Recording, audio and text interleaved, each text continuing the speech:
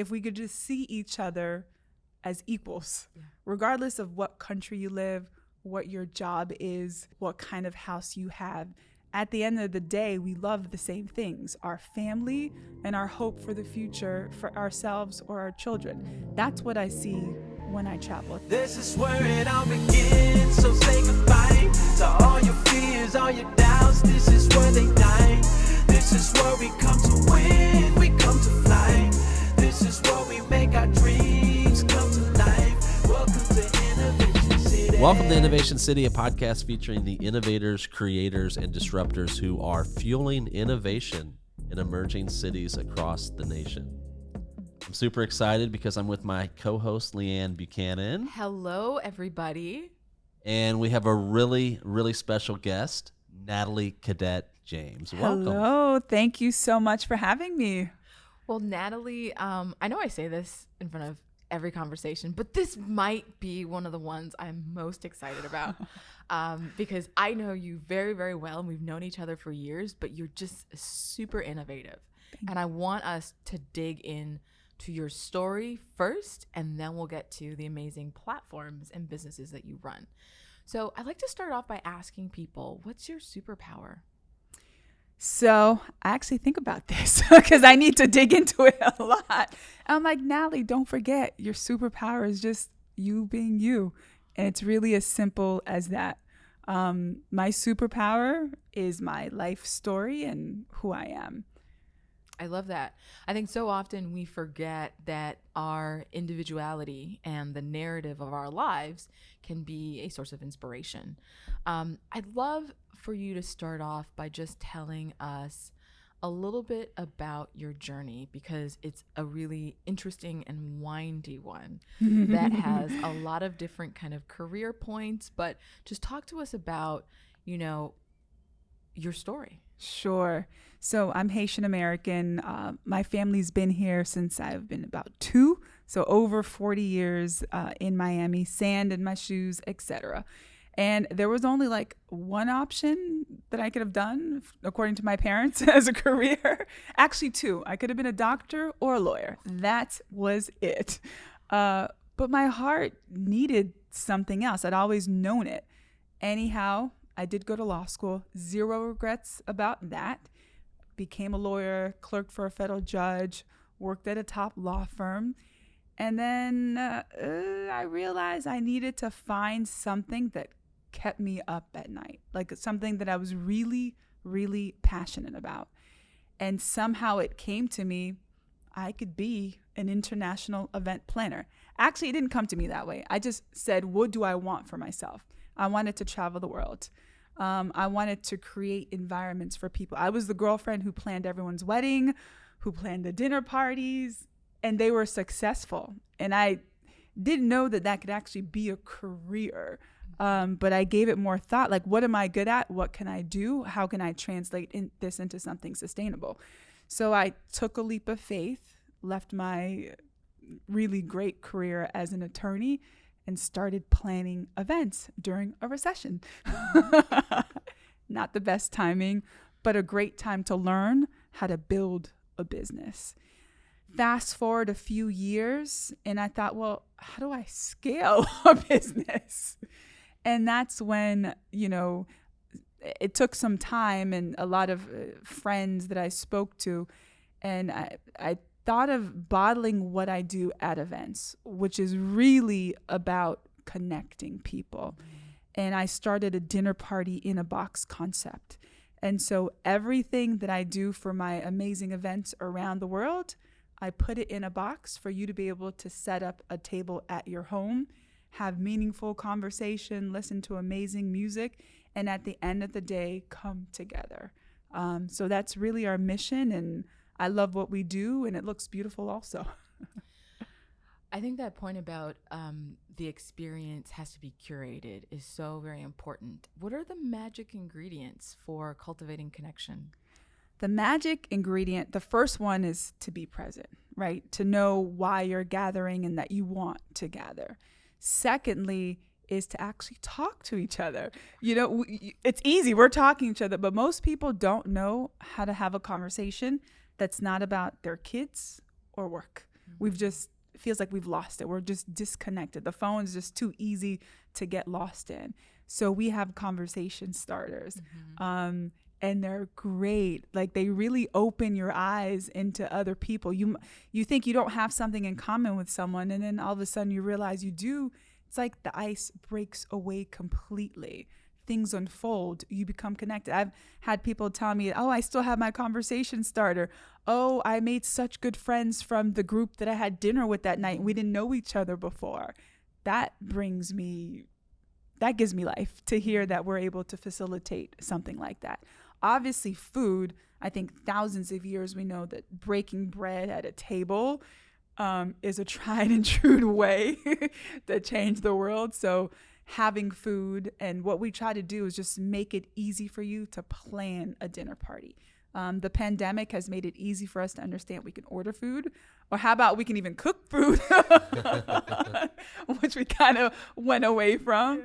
And it's effortless, honestly. You just have to show up. I love that. Conversation starters. Now, we're going to do the lightning round later, and that's conversation. Enders?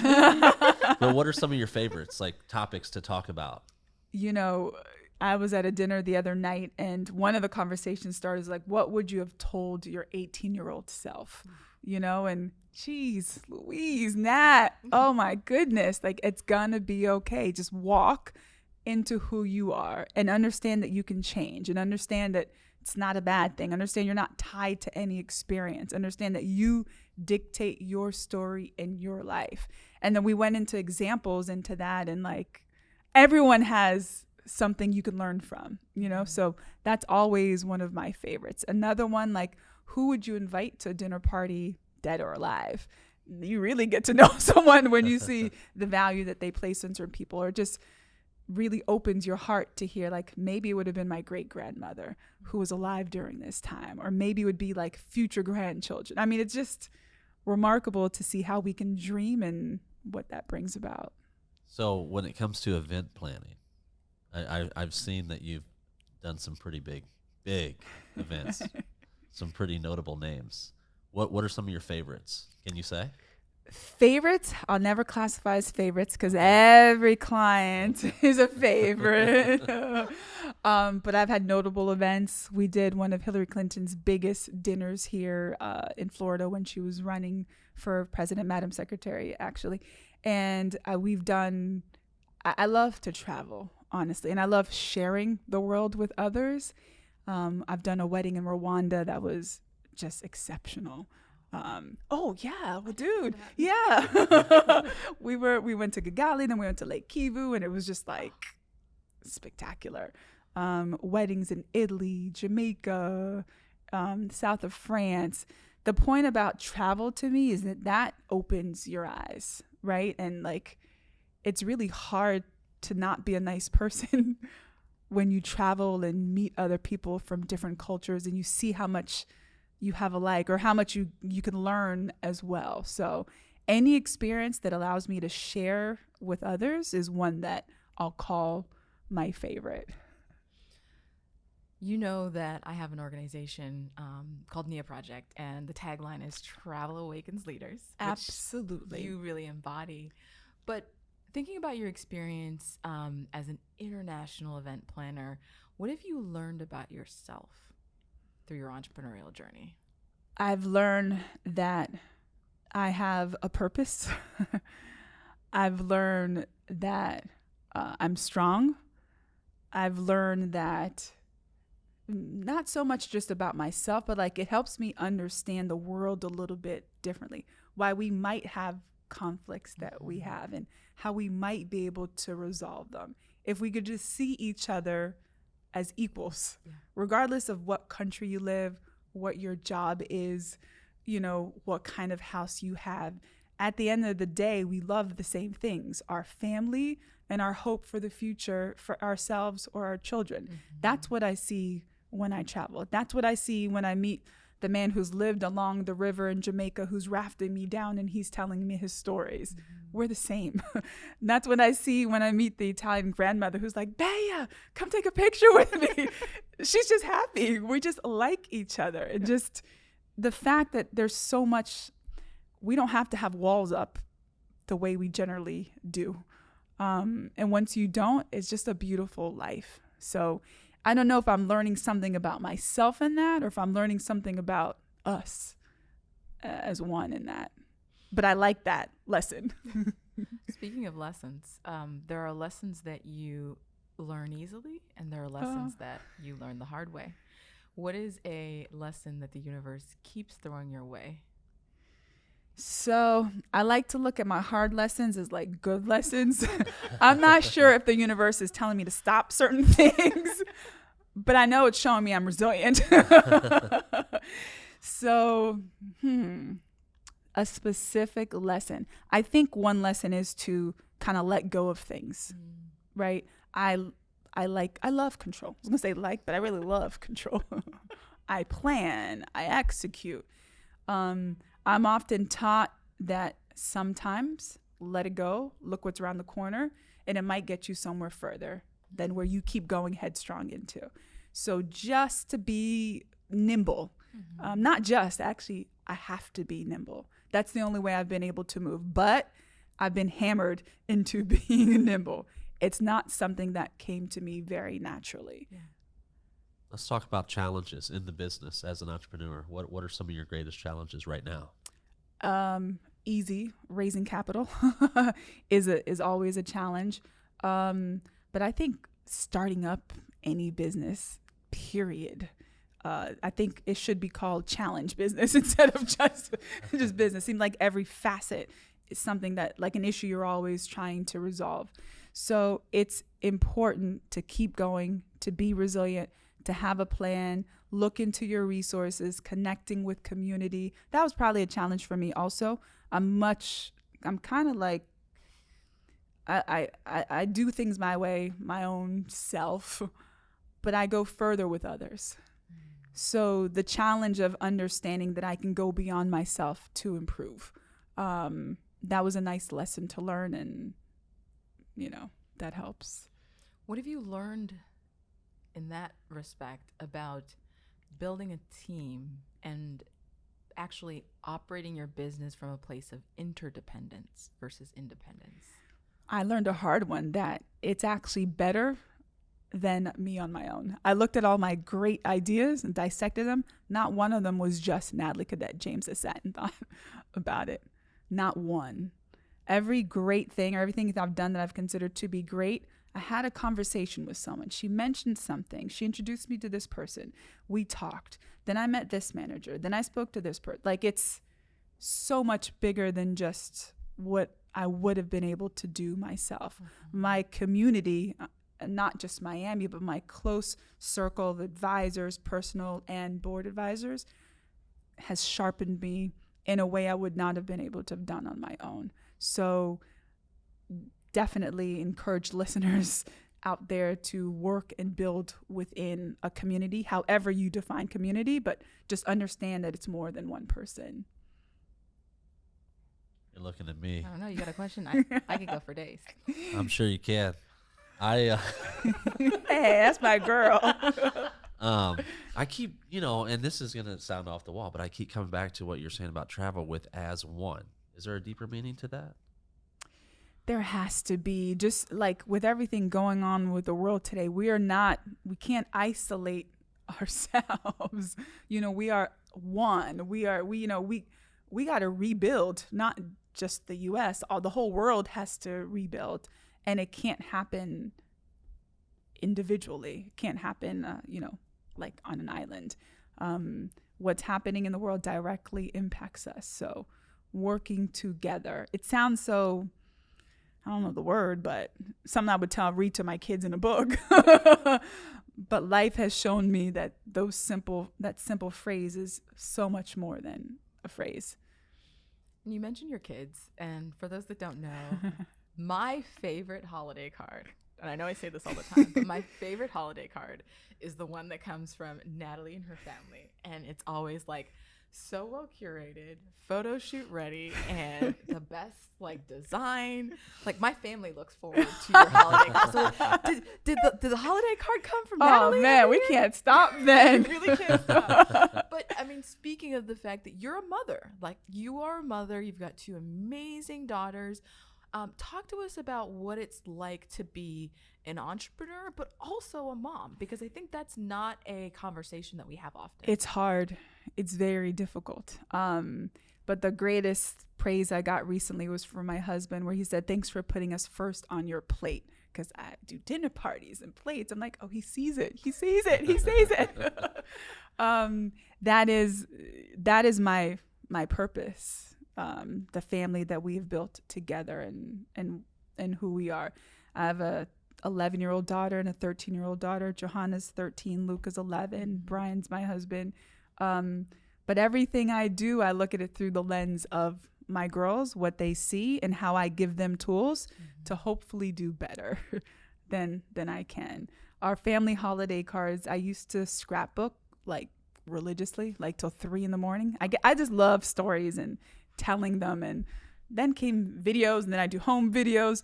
But the holiday card was what I started when I stopped scrapbooking. So now I do it once a year instead of every night. And it's just a way to keep in touch with our family and friends. It's very easy to lose touch. So we like to tell people what we've been up to for the year. And I do style the photo shoot because, well, you know, I like to style things. And at this point, though, the family's a little like, not over it, but we're going to keep going till the girls are out of the house. And I've already thought about what I'll do when they're out of the house, how I'll still make our family card. And as you see, girls, we can't stop because people look forward to it. Yeah. So we'll keep it going. I love that. Is your home and office just like immaculate? It has to be immaculate for me to like get into the flow of things. But when I'm in the flow of things, immaculation goes, if that's even a word. My mind is just all over, and I just work very quickly. And, so sometimes is really the truth. When you're going to have company, right? Yeah. Oh, when I have company, just give me a day. Right up. And yeah. But I like for me to have clarity, I do need like a clear space. But then once the clarity comes, it just comes, and it might not be as clear, but I don't know if that makes sense, but sometimes it's clean, sometimes it's not. There's something that I want to dig in on a little bit, because I think it'll be helpful for our listeners. You made a hard pivot, like a really hard pivot. You were not just a lawyer, but you had done so well. You're at a big firm, like one of the best well-known firms in Miami, and you left to go be an entrepreneur. And like, as a fellow recovering lawyer, like that's not a popular move. Talk to us about how you navigated that transition, maybe some of the feelings you felt, and also some of the reactions that may have come from people in your circle, outside of your circle. What was that whole process like? It was a shock to everyone, right? I was doing really well, and then literally one day, it's like, oh no, not anymore. I guess it wasn't one day. I guess it was, I had my daughter, and I just thought about, I don't know, like being a lawyer, your hours are intense, and it's even more intense for me now as an entrepreneur, but I control it, which is the big distinction. So I realized that I needed to make a change. But it was really difficult, and I can't help but say it's still difficult now. But I haven't regretted it for even a moment or a second. Every time I've fallen, I just try to fall forward. And that's what helps me to keep going, because frankly, I thought I just had to plan beautiful events and I would be okay. But no, you actually have to run a business. You have to grow a business. You have to build a business. And I did not know that even as an attorney, right? So it was a very rude awakening for me, that transition, those transitionary years. But it kind of was like sink or swim. And the one thing that law school did give me was the confidence to understand that I could learn to swim any water. So that's the greatest thing that came from going to law school and having practiced law. And I continue to navigate and swim, because it seems like once I reach one plateau, I want to jump into some other crazy one. But I will always try to learn to maneuver and excel.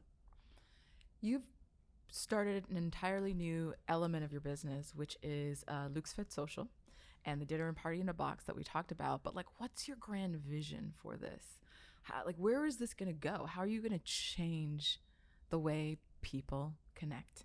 Yeah, the vision is to really change the way we dine, entertain, and connect. And we used to connect at a dinner table often. That was the way. But technology rendered us really disconnected as a community. Technology is amazing, but there are some pitfalls to it. So why not go back into the experience of connecting? And we just want to make it effortless. Like, I have seen what happens at dinner tables firsthand.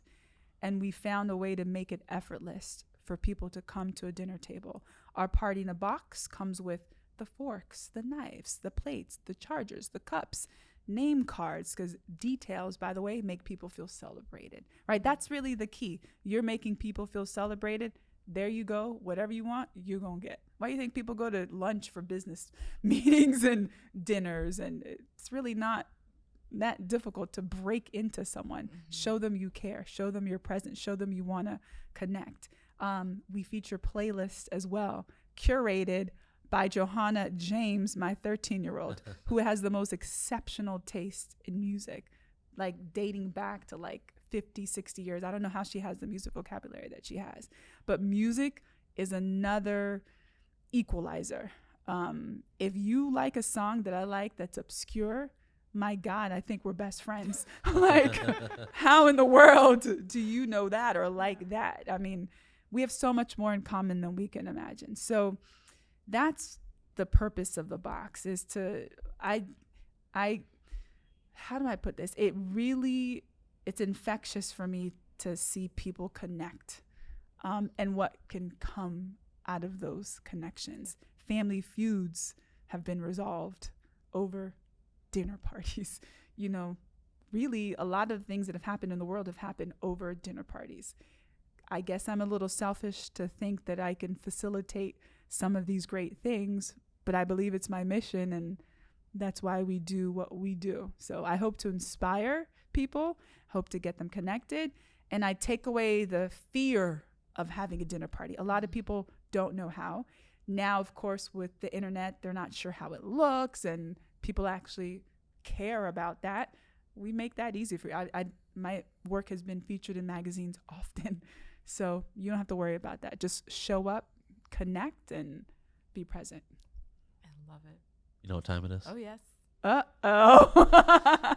Time for the lightning round. After you, Tyler. All right, I'm just going to random. What makes you feel loved? My children's laughter, my husband's laughter. Oof. What have you witnessed that has strengthened your faith in humanity? A mother's love. The sacrifices that my parents made for us. My grandmother, who didn't even know how to read, but would have been the most successful woman in all of Haiti if she had access to education. To see where we are now as a family is reassuring to me, for humanity. What would you do if you were not afraid? If I was not afraid, I might jump out of an airplane just to feel what it feels like to literally fly, because I feel like I'm flying now, but I'd love to really know how that is. I would do that. Yeah. Oh, I mean, You've done that. yeah, I've I know. seen That could be pictures, arranged. and you're smiling. I'm fearful. let's do it. Oh, gosh. I know she's going to call me. I wish she didn't ask me that. What can you do what can you do now that you could not do a year ago? I can dance hip hop a lot better. My youngest daughter is a dancer, and she's teaching me counts, 4 counts and 8 counts, and it makes all the difference in the world. Yeah, I love it. Yeah. What gives you goosebumps? Great storytelling in movies. Really good storytelling gives me goosebumps. What is your perfect day? My perfect day is waking up to the sun, not an alarm clock. eating well, not having to be anywhere, and just honestly knowing that my family is healthy and happy. At the end of the day, all of this is great, entrepreneurship, Miami, etc. But my life is the core of my family and friends. So knowing that my family and friends are good and changing the world makes me happy. Well, this has been a fabulous conversation, Nathalie. Thank you so much. How can people connect with you and with the business? Sure. So the dinner party in a box is called Luxe Fête Social, LUXEFETE social. That's our Instagram handle as well, and Facebook and website. And my event planning company is luxefete.com. So please feel free to connect with me. I love to connect. Well, thank you, Nathalie. This has been awesome. And Thank you. Can't wait to go skydiving. Oh, with you. God. Why did you ask me that question? Thank you for listening to Innovation City. If you like this episode, you can find more episodes at innovationcity.co or anywhere where you watch or listen to podcasts. Please subscribe, rate, and review, and we'll see you next week.